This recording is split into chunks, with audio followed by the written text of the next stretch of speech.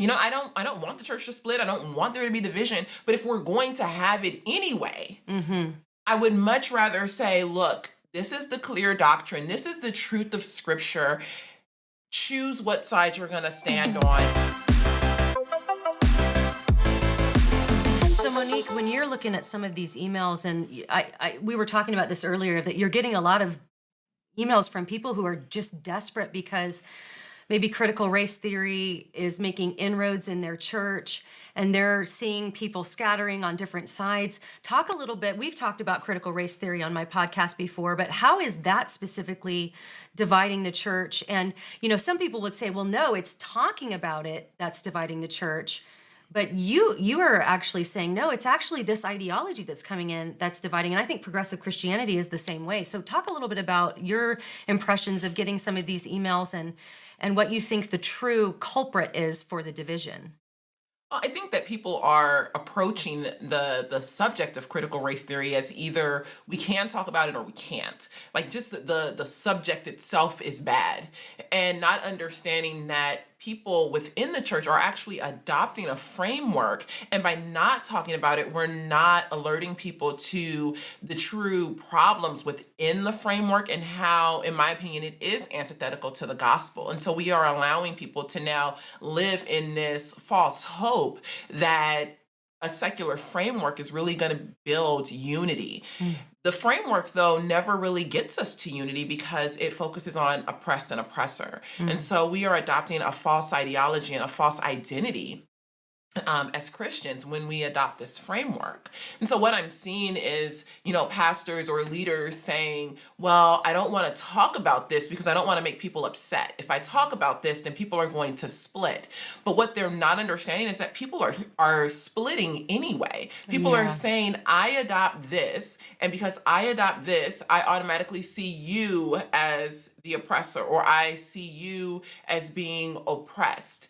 And we participate with one another from that construct or from that starting point, instead of identifying and participating with one another based on our identity as brothers and sisters first. We can have conversations about injustice and racism and things like that, but we need to do it from the premise that we are first brothers and sisters, and we come to the table from an equal starting point.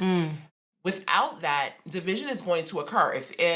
If you address critical race theory in your church and people aren't on board with critical race theory, they're going to self-select out. But if you don't address critical race theory in your church, people will become divisive automatically. But it'll just be kind of behind closed doors. Behind closed doors. Yes. And then people will self-select onto what side of the fence they're going to land on. And so there's a division that is happening either way. I would much rather have a division based on clear doctrine. Yeah.